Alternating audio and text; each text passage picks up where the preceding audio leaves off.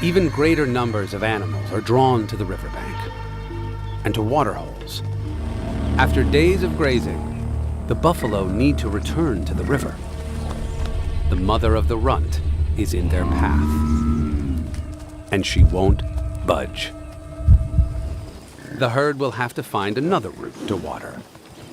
When the buffalo reach the Sand River, the rest of the pride is already there.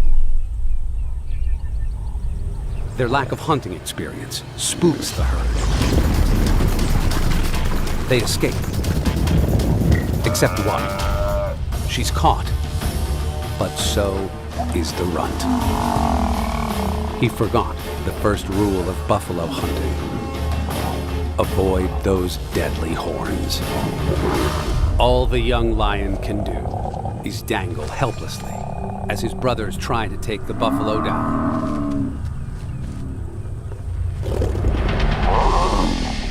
A flick of the head, and he's free. He's lucky to be alive, let alone walk. In shock and enormous pain. Just lying down is a major effort.